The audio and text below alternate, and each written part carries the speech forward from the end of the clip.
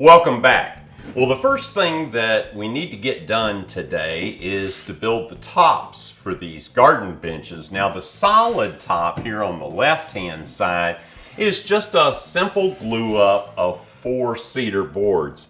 I still need to take a scraper and get these little glue drops off, but I'm anxious to keep going here, so I'll hold off on that for a few minutes. Now, what I did was I took 1x6 stock, which measures 5.5 inches wide, and I took 1x4 stock, which measures 3.5 inches wide, and I jointed one edge to get it perfectly straight.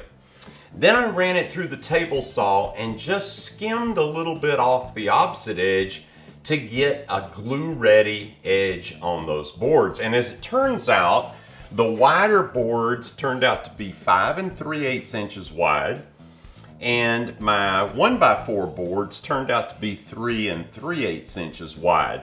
And by putting one wide, one narrow, one wide, one narrow, or 4 boards, I wound up with a piece that's 17.5 inches wide. And cut to length, this is actually 25 1/16. It comes out just a smidge past the front of the leg, just about 1/8 of an inch. And we've got our solid top, and I've done it for the other unit too. Now what we need to start on, this is going to be fun, is building this top with the spaces, the grate, so that the potting soil will fall through into our kitty litter box. So let's talk about fabricating that.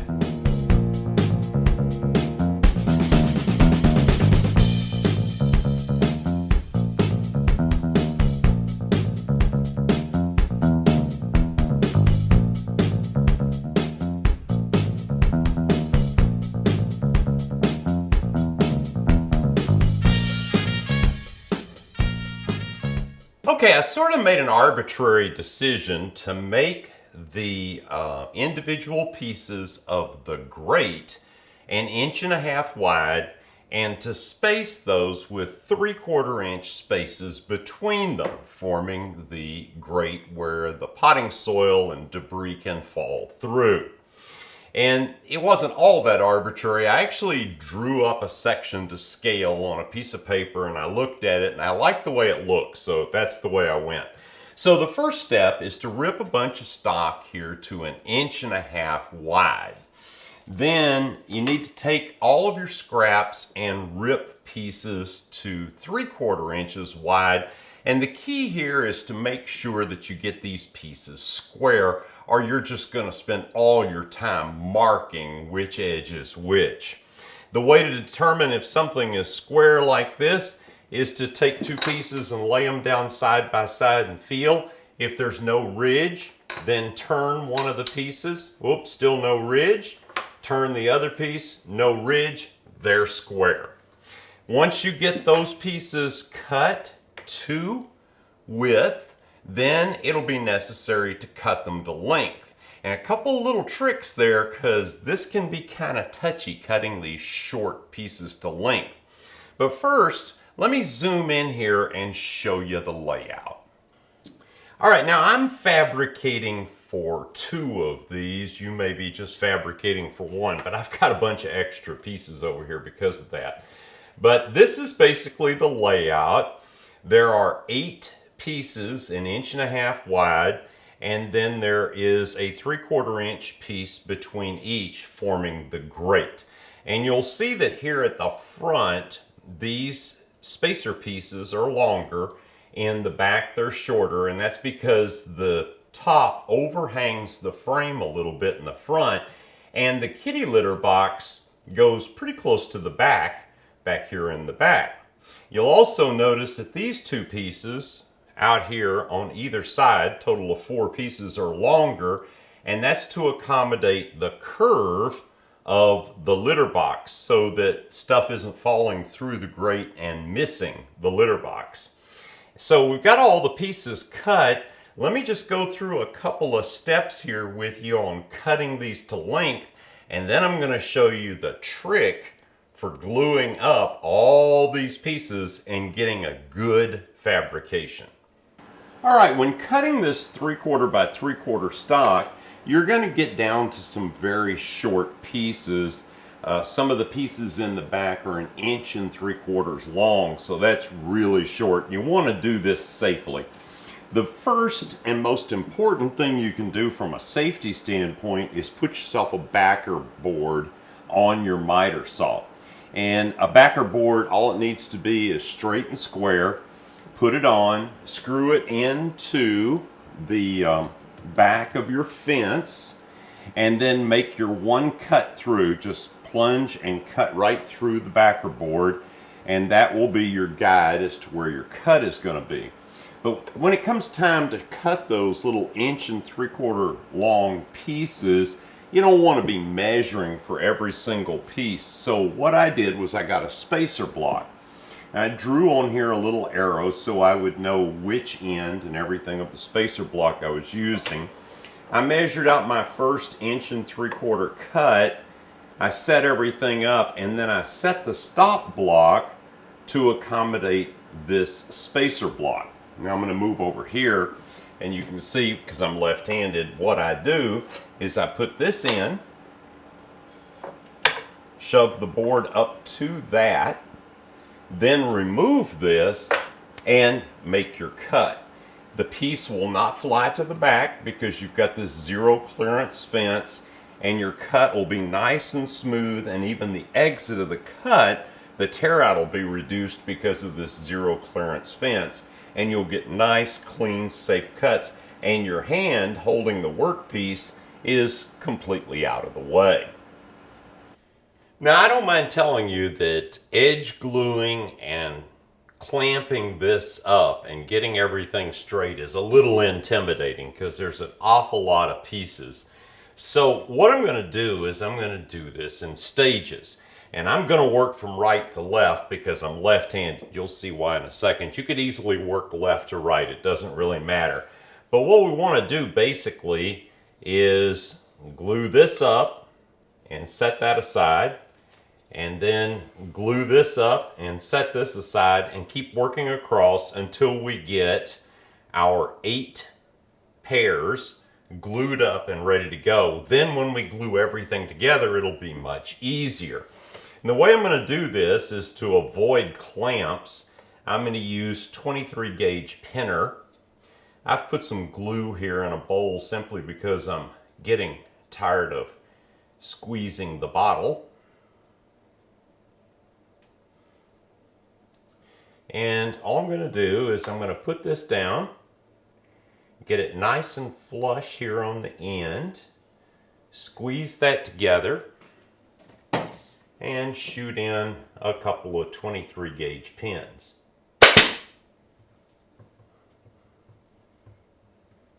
And that'll hold that until that dries. And we'll do the same thing up here. Make sure we get it nice and flush on the end. Make sure we stay flush. Squeeze it together. Nail it in.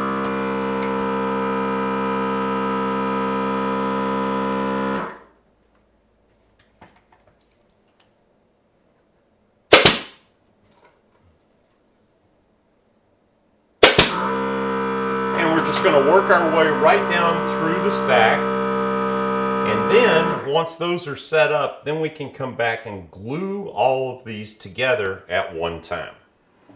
Alright, now with each of our sub-assemblies tacked together, glued up and dried, it's much easier to glue the entire assembly together. And it's just like gluing up any other panel.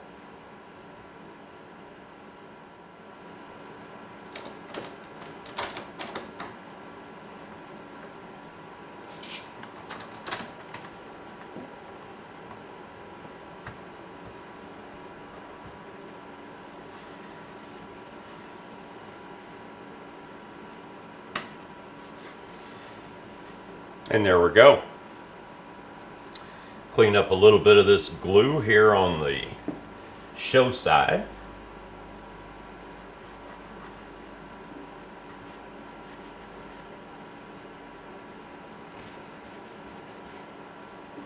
And there's our first grate. Great, huh? Now with our grates, our slotted tops all glued up and ready to go, we're ready to turn our attention to the last of the top pieces. Now we did the top piece on the left-hand side of the bench. We did the grate, which goes in the middle. Now we need to put those in place and measure the right-hand side and see how big to make that solid top on that side. In my case, that turned out to be 19¼ inches. So I followed the same basic principle I did with the other solid top, using a 5 3/8 inch piece, 3 3/8, 5 3/8, 3 3/8, and that left me with a piece 1 3/4 inches to fill out the full width. So I've cut those pieces, I've glued up the first top. It's in the clamps drying now, but while that's setting up, we can go work on the last little piece of getting those tops completed. Okay, so with these tops, we definitely want these to be able to be removed. We want to be able to pull this top off and empty our little kitty litter container. And we need to be able to pull this top off and scoop out our potting soil when we're repotting a plant. But we also don't want these sliding around and sliding off. So the way we're going to do that is by attaching cleats to the top inside the support rail, both in the back and in the front. And that will keep it from moving around. Now this top goes out to the edge of the table.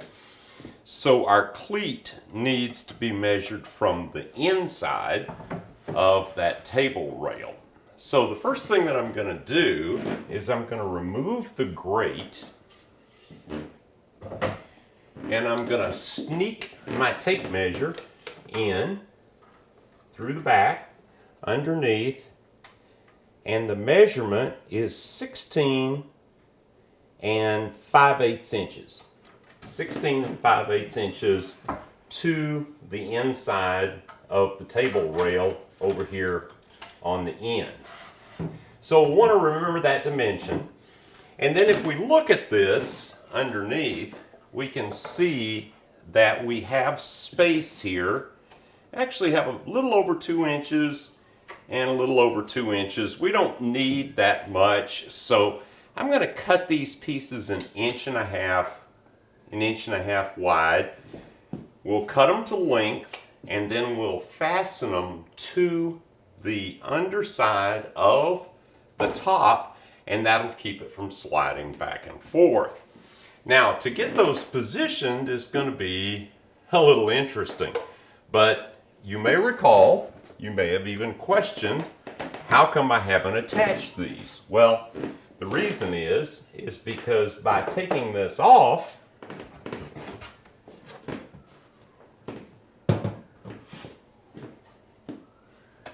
oh, this one's a little tight. There we go.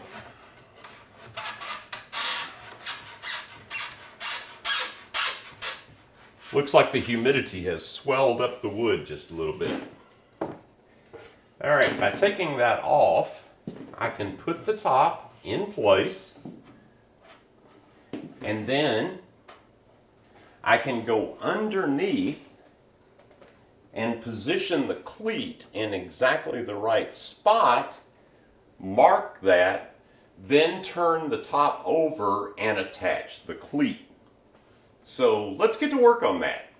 Okay, now I've cut cleats to width and to length to go underneath here.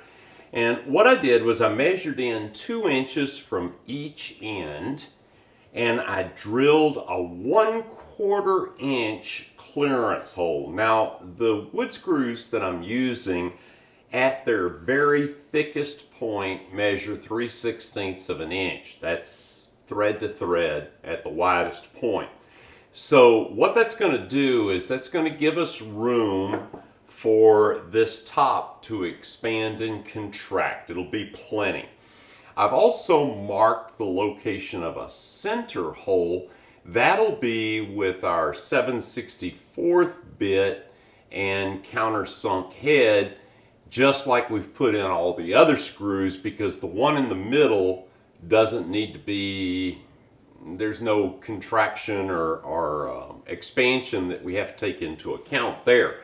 So what we're going to do is we're going to screw that to this top. We're not going to use any glue. This is merely to keep this top from sliding back and forth and to hold it in position. Now I've clamped the top in place, and I have this little spacer board. It's about 1/8 of an inch thick, and I'm going to put that in here against the front apron.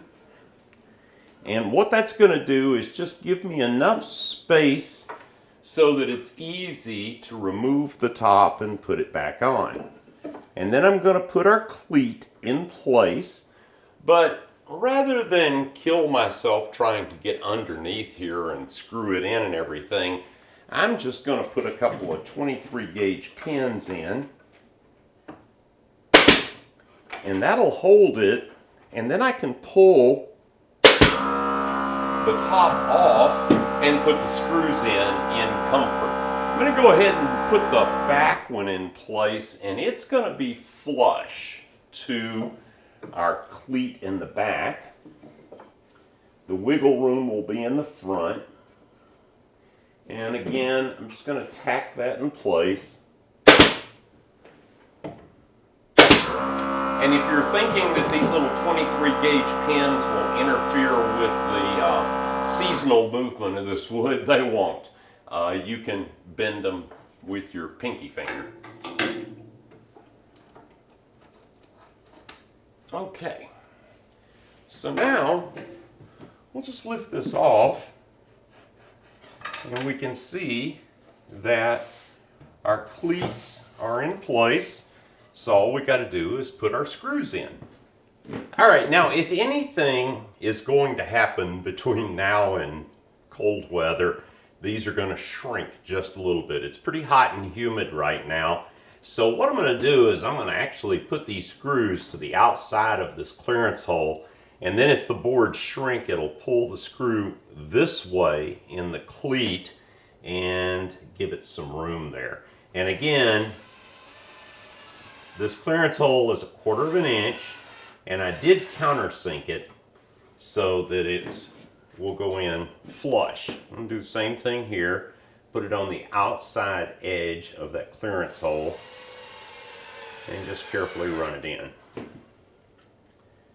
And do this back over here on the back. Okay, and like I said, we need to put a screw in the middle.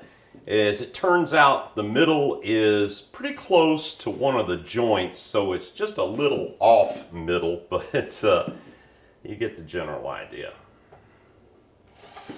And this will be without any clearance.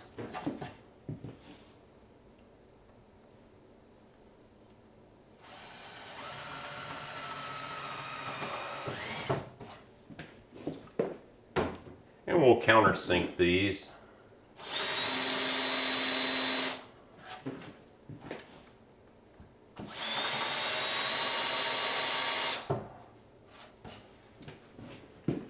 For what it's worth, by the way, even though this is the underside, I did go ahead and sand this lightly. Not that anybody's going to really be looking at it, but hey, why not?